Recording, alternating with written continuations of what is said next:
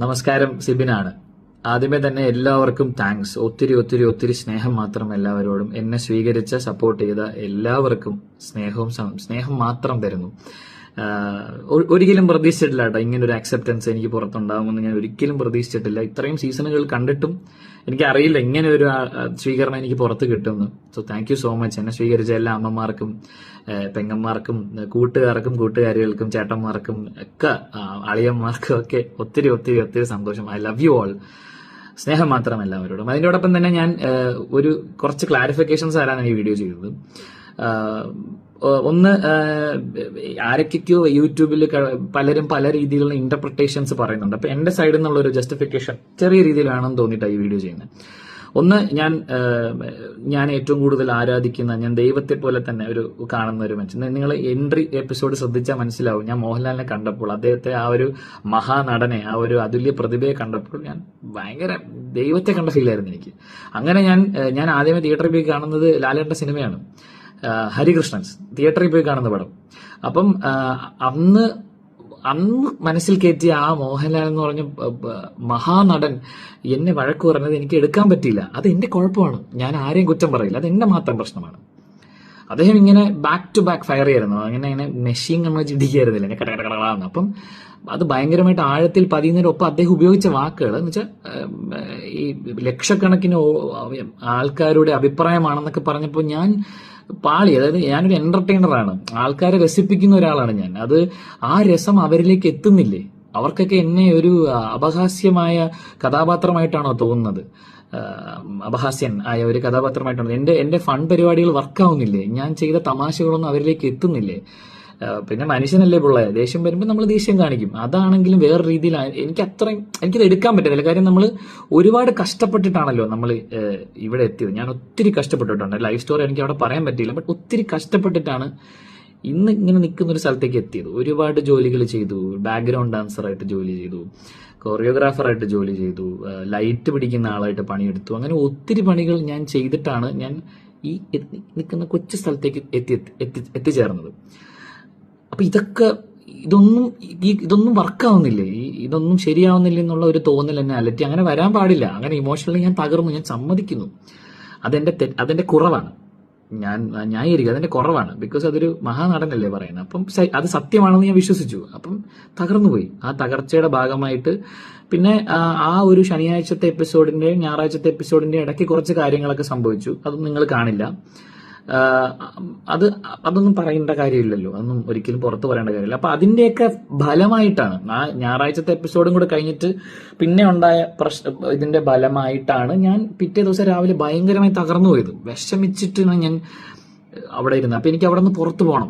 എനിക്ക് ഇവിടെ നിന്ന് ഇറങ്ങിയാൽ മതി എന്ന് ഞാൻ തീരുമാനിച്ചു. അപ്പം ആക്ച്വലി എന്നെ കുറച്ചുകൂടി ട്രിഗർ ചെയ്ത് പൂജയാണ്. ഞാൻ അവിടെ ആകെ കണക്ട് ചെയ്ത് പൂജയായിട്ട്. അപ്പൊ പൂജ ഇങ്ങനെ വേദന കൊണ്ട് കരയുന്നു, നിലവിളിക്കുന്നു, പുറത്തേക്ക് പോകാൻ പറ്റുന്നില്ല. ഇതൊക്കെ കണ്ടപ്പോഴും ഞാൻ മാനസികമായി ഒത്തിരി തകർന്നുപോയി. ഞാൻ മനുഷ്യനല്ലേ, എന്റെ ട്രിഗറിങ് പോയിന്റ് അതാണ്. ഞാൻ ബാക്കിയുള്ളവരെ പോലെ എന്നെ കമ്പയർ ചെയ്യരുത് നിങ്ങൾ. കഴിഞ്ഞ സീസണിലെ വിന്നറിന്റെ മനക്കെട്ടിയും ആദ്യത്തെ സീസണിലെ വിന്നറിന്റെ മനക്കെട്ടിയൊക്കെ വളരെ വളരെ അങ്ങ് അറ്റത്ത് പീക്ക് ലെവലാണ്. ഞാൻ അത്രയ്ക്ക് മനക്കെട്ടിയുള്ള ഒരാളല്ല, ഞാൻ സമ്മതിക്കുന്നു. അങ്ങനെയുള്ള ഒരാള് ഈ ഗെയിമിൽ വരാൻ പാടില്ലായിരുന്നിരിക്കാം. ഇതും എനിക്കറിയില്ലല്ലോ. എല്ലാം തികഞ്ഞവരല്ലല്ലോ എല്ലാവരും. അപ്പൊ എന്റെ കുറവാണത്. ആ കുറവ് കാരണം ഞാൻ വിഷമിച്ചു, കരഞ്ഞു, പുറത്ത് പോകണം എന്ന് ആവശ്യപ്പെടുന്നു, ഭയങ്കരമായി ആവശ്യപ്പെടുന്നു. ഞാൻ കൺവെൻഷൻ റൂമിൽ കയറി എന്റെ കാര്യം പറയുന്നു. ഞാൻ കൺവിൻസ്ഡ് ആവുന്നില്ല. ഞാൻ വീണ്ടും പുറത്തേക്ക് ഇറങ്ങി വരുന്നു. ഞാൻ നിസ്സഹകരണം പറയുന്നു. അതൊക്കെ നിങ്ങൾ കണ്ടു. നിസ്സഹകരണത്തിന്റെ ഫലമായിട്ടാണ് എനിക്ക് സൈക്കോളജിസ്റ്റിനെ കാണാനുള്ള ഒരു സാഹചര്യം ഉണ്ടായത്.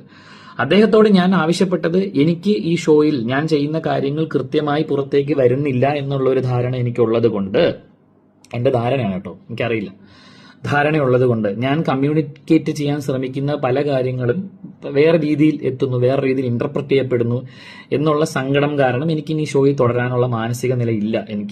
ഞാൻ വിഷമത്തിലാണ്, ഞാൻ സങ്കടത്തിലാണ്, എനിക്ക് പുറത്തു പോകണമെന്ന് ഞാൻ ഡോക്ടറോടും പറഞ്ഞു, സൈക്കോളജിസ്റ്റോടും പറഞ്ഞു.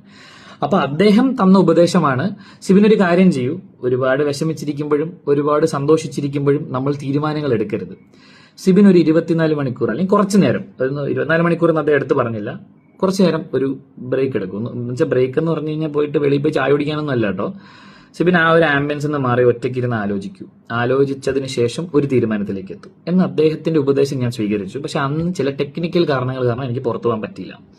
ഇമ്മീഡിയറ്റ്ലി ഞാൻ വീട്ടിനകത്ത് അവിടെ കുറച്ച് നേരം ഇരുന്ന് റിലാക്സ് ആയതിനു ശേഷം ഞാൻ തിരിച്ച് വീട്ടിലേക്ക് കയറിയിട്ട് ഒന്ന് കളിച്ചു നോക്കാം, ഓഡിയൻസ് പുറത്താക്കുമ്പോൾ പുറത്ത് പോവാം, അങ്ങനെയൊക്കെ ഞാൻ ചിന്തിച്ച് ഞാൻ ഒന്ന് അവിടെ പിടിച്ചു നിൽക്കാൻ ശ്രമിച്ചു. അടുത്ത ദിവസം രാവിലെ ആയപ്പോഴും എനിക്കത് ശരിയാവുന്നില്ല. അതും എന്റെ ബലഹീനതയെ ഞാൻ മനസ്സിലാക്കുന്നു. അതും എന്റെ കുറവാണ്, ന്യായീകരിക്കില്ല. അത്രയും പിടിച്ചിരിക്കാൻ പറ്റിയില്ല എനിക്ക്. ചിലപ്പോൾ അത് എന്താ, നിങ്ങൾ ബി ഹൗസ് മെറ്റീരിയൽ അല്ലായിരിക്കും, ഞാൻ ആണെന്ന് ഞാൻ പറയില്ലല്ലോ.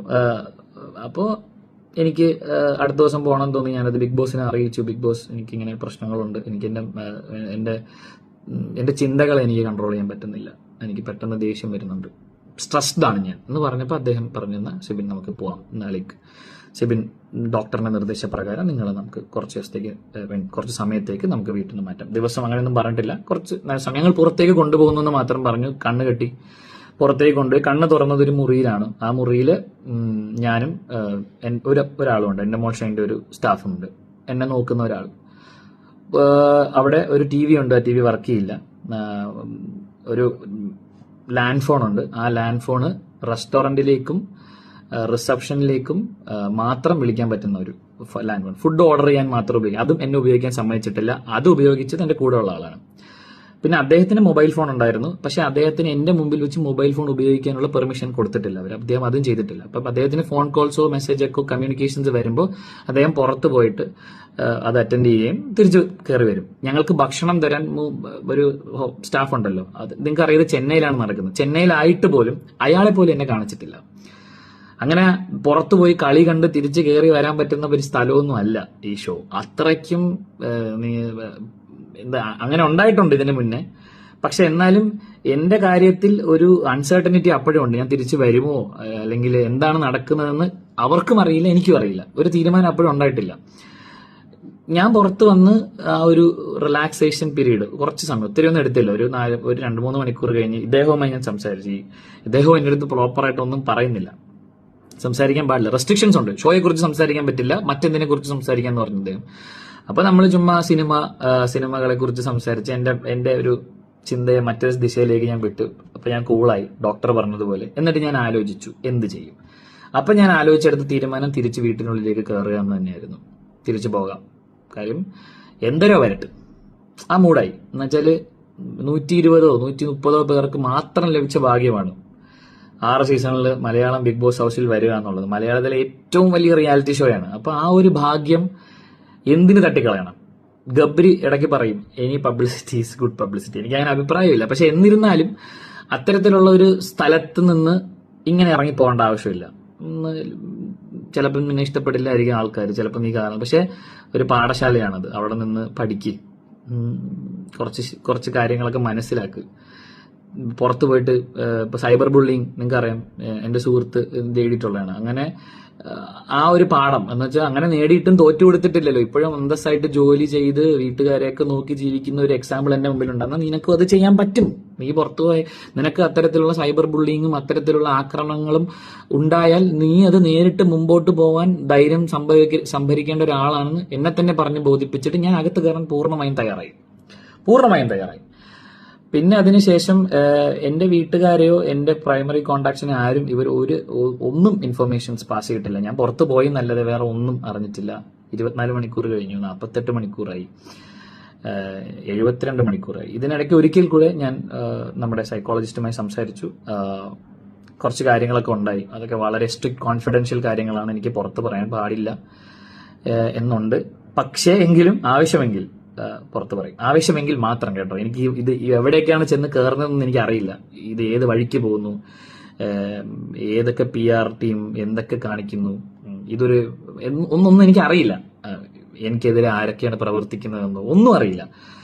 അപ്പൊ ആ പ്രവർത്തനങ്ങൾ ഏത് ദിശയിലാണ് പോകുന്നത് എന്ന് ആലോചിച്ച് മനസ്സിലാക്കിയതിന് ശേഷം ഞാൻ പിന്നെ ഉണ്ടായ കാര്യങ്ങൾ പറയാം. ആ 24 മണിക്കൂർ തുടങ്ങി, അല്ലെങ്കിൽ ഞാൻ ആ മുറിയിലെത്തിയ ഒരു 5-ാമത്തെ മണിക്കൂർ തുടങ്ങി 80 മണിക്കൂർ വരെ എനിക്ക് എന്ത് സംഭവിച്ചു എന്നുള്ളത്, എന്തൊക്കെ അവിടെ നടന്നു എന്നുള്ളത് ഞാൻ പറയേണ്ടതാണെങ്കിൽ. ഇപ്പൊ കോൺഫിഡൻഷ്യലാണ്, എനിക്ക് പറയാൻ പാടില്ല. അതിനുശേഷം എന്നെ ഇവരെ അറിയിക്കുന്നു എനിക്ക് ഷോയിൽ തുടരാൻ പറ്റില്ല. അതായത് ഡോക്ടർ പറഞ്ഞു. ഞാൻ വളരെ ചില്ലായിട്ടാണ് ഡോക്ടറിനോട് സംസാരിച്ചത് കേട്ടോ. വളരെ കൂളായിട്ട് ഞാൻ അദ്ദേഹത്തെ എന്റെ അടുത്ത പരിപാടികൾ എന്താണെന്ന് ഞാൻ പറഞ്ഞു മനസ്സിലായി. ഞാൻ ജിൻഡോയുടെ കൂടെ പോയി ഞാൻ വർക്കൗട്ട് ചെയ്യാൻ പോവാണ്. പിന്നെ ഋഷിയുടെ കൂടെ ചേർന്ന് ഞാൻ ഡാൻസ് കളിക്കും, ഡാൻസ് പ്രാക്ടീസ് ചെയ്യും.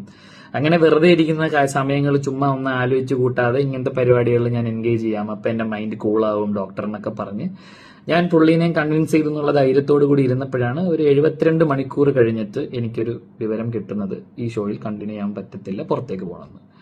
ചാനൽ ഷോയുടെ അധികൃതർ തന്നെ എന്നത് അറിയിച്ചു. അപ്പൊ തന്നെ ഞാൻ അവരെ കൺവിൻസ് ചെയ്യാൻ ശ്രമിച്ചിട്ടില്ല. ആ മൊമെന്റിൽ എനിക്ക് തുടരാൻ പറ്റില്ല എങ്കിൽ ഞാൻ പറഞ്ഞ എന്റെ പ്ലാനുകളൊക്കെ ഇതായിരുന്നു. ഇല്ല സെബിൻ, അത് ഡോക്ടർ പറഞ്ഞു സെബിന് തുടരാൻ പറ്റില്ല എന്ന്. ആ തീരുമാനം കൊണ്ടാണ് ഞാൻ പുറത്തേക്ക് വന്നത്. അപ്പൊ ഇതാണ് ഉണ്ടായത്. ബിഗ് ബോസ് തുടങ്ങിയ കാലം മുതലേ ഉള്ളതാണ് ആൾക്കാർ കൊളാപ്സ് ആവുക മെന്റലി. അപ്പോൾ നമ്മൾ ടാസ്ക് ചെയ്യുമ്പോൾ മുറിവ് പറ്റുമ്പോൾ എന്ത് ചെയ്യും? മെഡിക്കൽ റൂമിൽ കൊണ്ടുപോകും, ട്രീറ്റ്മെന്റ് ചെയ്യും. ഒത്തിരി പരിക്കുകൾ ഉണ്ടെങ്കിൽ ഹോസ്പിറ്റലിൽ കൊണ്ടുപോകും, ട്രീറ്റ് ചെയ്യും, തിരിച്ചു കൊണ്ടുവരും. 1 2 ഇപ്പം റസ്മിൻ 3 ദിവസം ആശുപത്രിയിൽ അഡ്മിറ്റ് ആയിട്ടല്ലേ തിരിച്ചു വന്നത്. റസ്മിൻ കളി പഠിച്ചിട്ടാണോ അത് കയറിയത്? TV കാണാം? അങ്ങനെയൊന്നും പറ്റില്ലെന്നേ.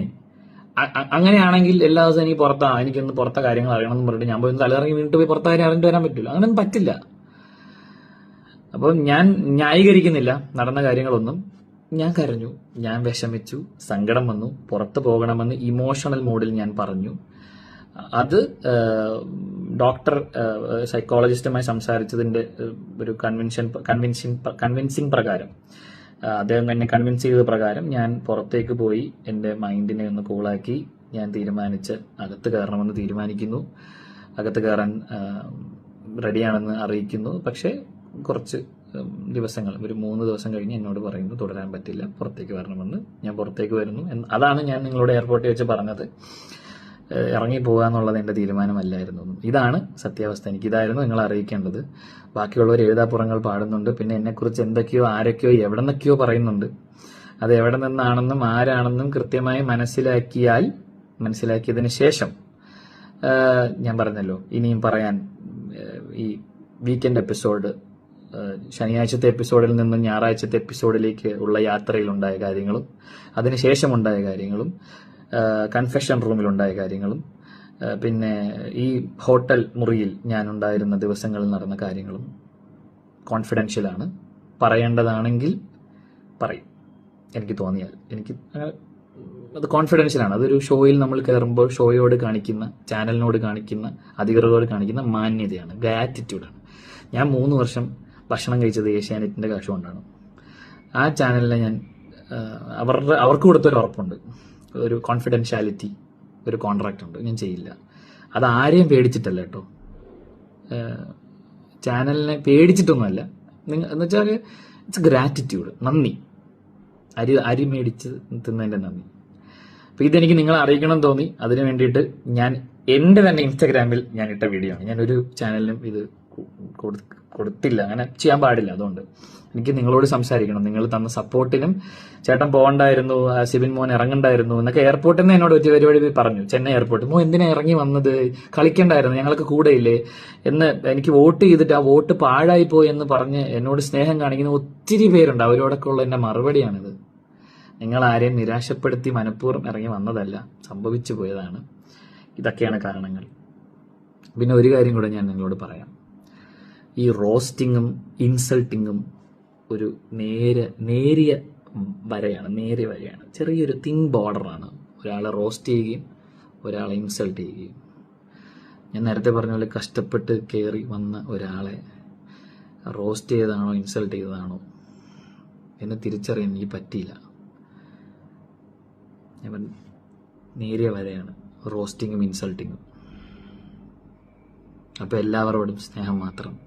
നമ്മൾ ഇനിയും കാണും, എവിടെയെങ്കിലും എന്തെങ്കിലുമൊക്കെ ഞാൻ ചെയ്യും.